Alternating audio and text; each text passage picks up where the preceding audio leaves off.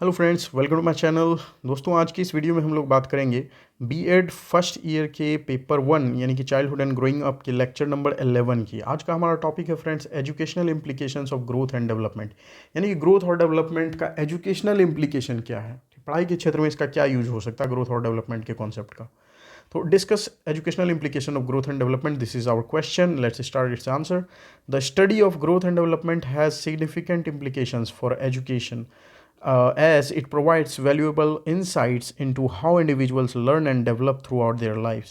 तो जो ग्रोथ और डेवलपमेंट की स्टडी जिसके रिलेटेड आप देख पाते हो, अगर आपको ग्रोथ और डेवलपमेंट के बारे में और ज़्यादा जानकारी चाहिए तो आप लेक्चर 1 और लेक्चर 2 इस सीरीज़ की देख सकते हो।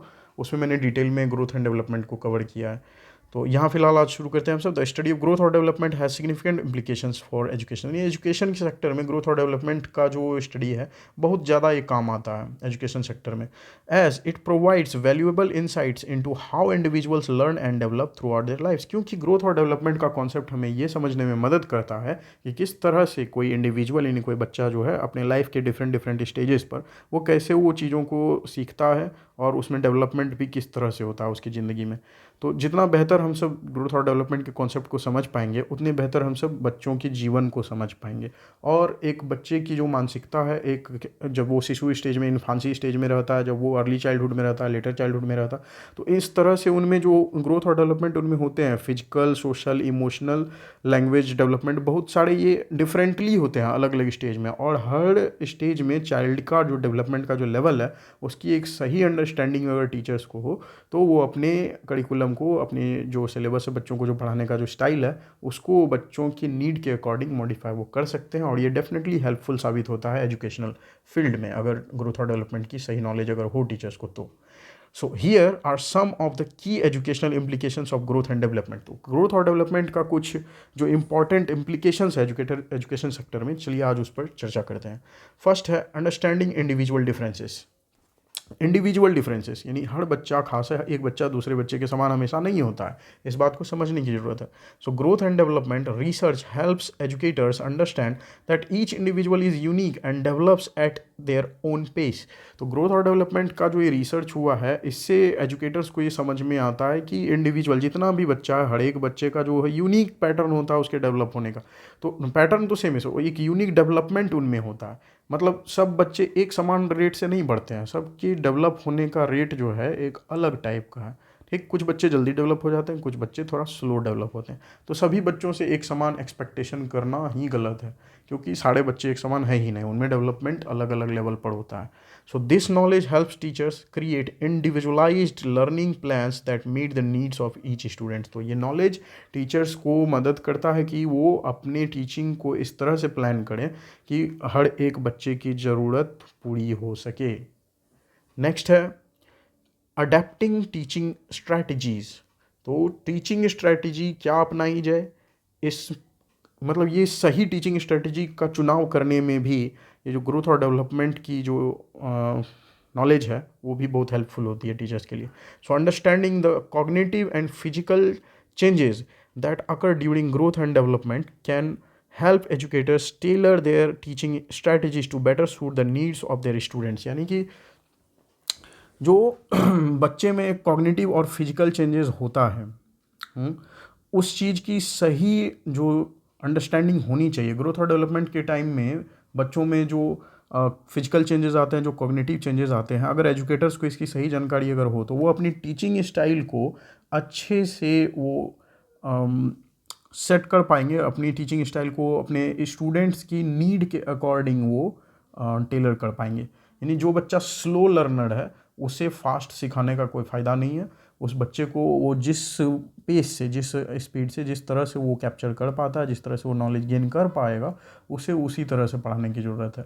ठीक, तो और अगर कोई बच्चा अगर फास्ट लर्नर है तो उसे फिर स्लो तरह से अगर पढ़ाइएगा तो फिर उसे फिर मज़ा नहीं आएगा। इसका मतलब कि हर व्यक्ति, हर बच्चे का अपना जो एक टेम्परामेंट है और उसके अकॉर्डिंग टीचर को समझने की ज़रूरत है कि अपनी टीचिंग स्टाइल को, अपनी स्ट्रेटजी को कैसे प्लान करके इसको सिखाना है। मेन मकसद तो उसे सिखाना है।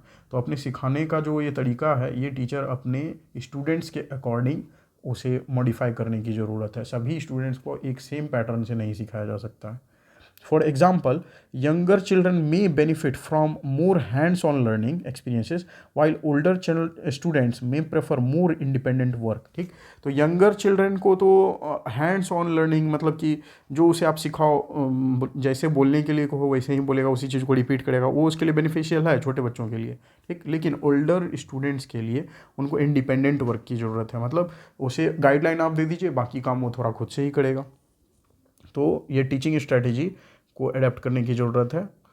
नेक्स्ट है क्रिएटिंग डेवलपमेंटली अप्रोप्रिएट करिकुलम। ठीक, तो ग्रोथ और डेवलपमेंट का जो ज्ञान है ये हमें मदद करता है कि जो अप्रोप्रिएट करिकुलम होना चाहिए, पाठ्यक्रम किस एज के बच्चे के लिए क्या होना चाहिए, ये डेवलप करने, ये डिसाइड करने में भी बहुत ही ज़्यादा मदद होता है अगर हमें डेवलपमेंट की थ्योरी पहले से पता हो तो। So growth and development research can help educators create curricula that are appropriate for the age and development level of their students, यानी कि बच्चा किस एज का है और वो कौन से डेवलपमेंट लेवल में है अभी, उसके अकॉर्डिंग उसका पाठ्यक्रम, उसका करिकुलम डिसाइड किया जाना चाहिए स्कूल और एजुकेटर्स के द्वारा। ठीक, और ये ऐसा ही करते हैं क्योंकि उन्हें ग्रोथ और डेवलपमेंट की अंडरस्टैंडिंग ऑलरेडी होती है। ठीक, यानी कि जो बच्चा जिस क्लास में है उसको उसके क्लास के वाइज उसके सिलेबस में वो सब चीज़ें पढ़ने के लिए दी जानी चाहिए। तो आप देख सकते हो यहाँ पर कि कौन से एज, मतलब जो स्टेज है लाइफ का, वो कौन से ईयर तक के बच्चों के लिए होता है। तो इन्फांसी पीरियड है 0 to 1.5 ईयर्स, यानी 0 से 1.5 साल के बच्चे, बर्थ से 1.5 साल तक के बच्चे को इन्फांसी पीरियड में माना जाता है। 1.5 से 3 साल तक के बच्चे को टॉडलरहुड, और अर्ली चाइल्डहुड 3 से 6 साल की उम्र तक रहता है। लेटर चाइल्डहुड 6 से 12 साल की उम्र तक रहता है, यहाँ से बच्चे स्कूल जाना शुरू करते हैं लेटर चाइल्डहुड में। अर्ली चाइल्डहुड किड्स प्ले वाला टाइम रहता है, जब बच्चे किंडर गार्डन में पढ़ते हैं, किड्स प्ले स्कूल जाते हैं, वो 3 से 6 साल के बच्चे अर्ली चाइल्डहुड होता है, वो स्कूल से पहले का टाइम है।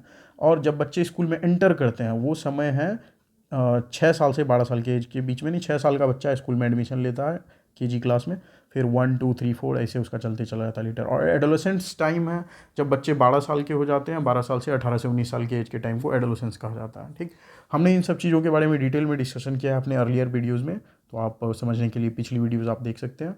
फिलहाल अभी हम सब यहाँ पर जो चर्चा कर रहे थे वो करते हैं कि ग्रोथ और डेवलपमेंट का जो कॉन्सेप्ट है, इसको जानने से मतलब एजुकेशन के सेक्टर में उसका क्या यूज किया जा सकता है, what are the educational implications of growth and development, right.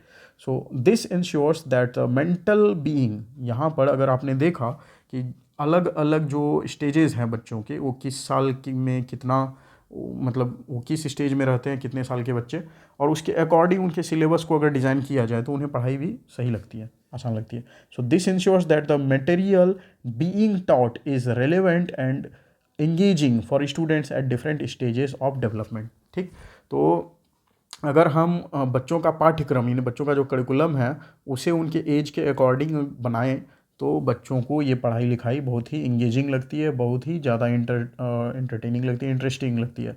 ठीक, सेटिंग अप्रोप्रिएट एक्सपेक्टेशंस, तो ग्रोथ और डेवलपमेंट के नॉलेज का हम पर ये भी एक अच्छा एक असर पड़ेगा कि हम अप्रोप्रिएट एक्सपेक्टेशंस रखें, बच्चे से जो एक्सपेक्टेशन करते हैं, उम्मीद जो करते हैं, वो भी एक अप्रोप्रिएट रखें कि किस उम्र का बच्चा क्या परफॉर्मेंस क्या हमें दे सकता है। अनरीजनेबल एक्सपेक्टेशंस रखेंगे तो वो बच्चा पूरा ही नहीं कर पाएगा। ठीक, तो knowing what is developmentally appropriate for their students can help teachers set realistic expectations from them। ठीक, तो अगर टीचर को पता है कि बच्चा अभी डेवलपमेंट के कौन से स्टेज में है, तो वो अपने स्टूडेंट से उसी तरह की उम्मीद रखेगा जो कि रियलिस्टिक है।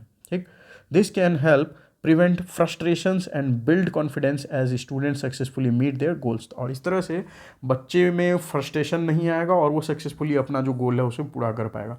इसे मैं एग्जांपल देकर के समझाता हूँ। मान के चलिए कि अगर कोई बच्चा है 2 क्लास में, अब अगर उसके टीचर्स या पेरेंट्स अगर उससे एक्सपेक्टेशन रखें कि वो 10 क्लास के प्रॉब्लम को सॉल्व करे, तो ये संभव तो नहीं है। ये 2 साल का बच्चा मैट्रिक का या 10-12 का क्वेश्चन तो सॉल्व नहीं कर पाएगा। ठीक, तो उससे वैसी उम्मीद ही रखना बेकार है। और अगर वैसी उम्मीद करेंगे तो बच्चा तो कर तो सकेगा नहीं, वो इसका असर क्या होगा, वो बच्चा डिप्रेस्ड हो जाएगा, डिप्रेशन का शिकार होगा। ठीक, क्योंकि उसे लगेगा कि मैं तो कर ही नहीं पाया, कैसे क्या करूँगा। ठीक, तो उसका कॉन्फिडेंस भी लूज़ होता है ऐसे में। तो इसीलिए बच्चे से वैसा एक्सपेक्टेशन मत रखिए जिस लेवल के लिए वो अभी तैयार ही नहीं है। वो जिस लेवल पर है, वो लाइफ के जिस स्टेज में है, उसके उम्र के हिसाब से जो उसका सिलेबस डिज़ाइन किया गया है उसको उसी रेंज में आप अगर उससे कुछ उम्मीद लगाए बैठे हैं तो फिर वो पूरा ज़रूर करेगा और उसे पूरा करने में उसे खुशी भी मिलेगी, उसका कॉन्फिडेंस भी हाई होगा। ठीक, तो इसीलिए एक्सपेक्टेशंस पेरेंट्स और टीचर्स को अपने बच्चों से रीज़नेबल रहना चाहिए, रियलिस्टिक रखना चाहिए। ठीक, और ग्रोथ और डेवलपमेंट की अगर थ्योरी पता हो, अगर इसके बारे में पढ़ा है, अगर अच्छे से नॉलेज है तो फिर ऑटोमेटिक ये सब कुछ और सुविधाजनक होता है।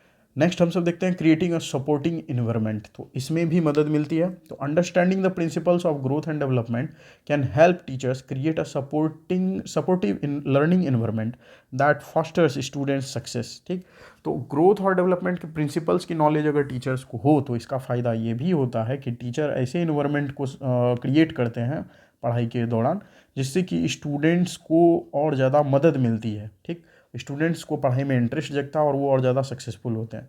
ठीक, दे कैन जैसे इसे आगे बढ़ने से पहले इसे थोड़ा ऐसे समझिए कि अगर टीचर क्लास में आएँ, ठीक, बच्चों को कुछ सिखाने के लिए क्लास में आते हैं, और अगर टीचर क्लास से जब जाएँ 40 मिनट के बाद, घंटे के बाद, तो फिर बच्चा अगर कुछ सीखे ही नहीं तो क्या फ़ायदा उस लेक्चर का, टीचर का 40 मिनट्स वो वेस्ट हुआ, चिल्ड्रन का भी। ठीक, तो ये टोटली डिपेंड करता है कि टीचर्स को अच्छे से समझदारी होनी चाहिए कि बच्चे को समझे, कि अपने स्टूडेंट्स को समझे कि इस 40 मिनट्स में क्या इसको सिखाना है और कैसे सिखाना है। टीचर प्री प्लान होना चाहिए।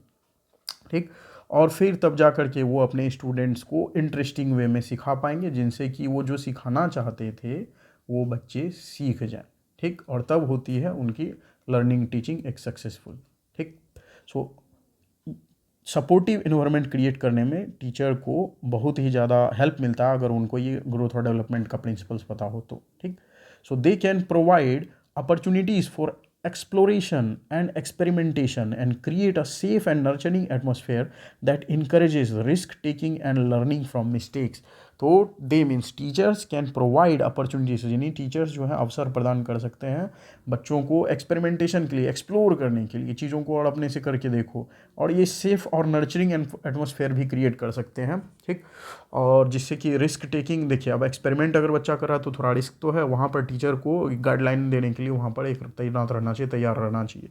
ठीक, जिससे कि बच्चे खुद से कर के सीखें, अपनी गलतियों से वो सीख सकें बच्चे आगे। Next, addressing developmental delays. Developmental delays को कैसे एड्रेस किया जाए, इसके लिए भी principles of growth and development काफ़ी ज़्यादा हेल्पफुल होते हैं। तो growth and development research can help identify developmental delays in students and provide appropriate interventions and support to help them catch up.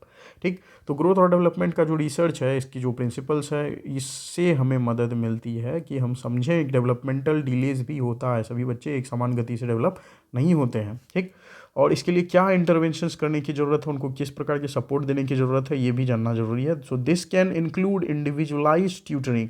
तो क्या सपोर्ट दिया जा सकता है, अगर कमजोर स्टूडेंट है, कोई पढ़ाई में पीछे है, तो उसको इंडिविजुअलाइज्ड ट्यूटरिंग यानी अलग से उसको ट्यूशन दिया जा सकता है। स्पेशल एजुकेशन सर्विसेज दी जा सकती है, और एकोमोडेशंस, जो अगर रहने वगैरह सब की प्रॉब्लम है तो एकोमोडेशंस, हॉस्टल वगैरह की व्यवस्था करी जा सकती है। ठीक, जिससे कि डेवलपमेंट उनका हो सके सही से। नेक्स्ट है encouraging life long learning.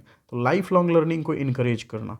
Understanding the life long nature of development can help educators encourage their students to continue learning and growing throughout their lifes. ठीक, अब देखिए डेवलपमेंट का तो नेचर है कि ज़िंदगी भर डेवलपमेंट होता ही रहता है। अब इस चीज़ को टीचर को अपने स्टूडेंट्स को समझाना चाहिए ताकि वो जहाँ तक स्कूल लाइफ में लर्न कर पाए, जहाँ तक सीख पाए वो तो ठीक है, उससे आगे भी वो हमेशा लर्न करते रहने के लिए तैयार रहें। ठीक, इस प्रकार की सोच स्टूडेंट्स में देनी चाहिए टीचर्स को।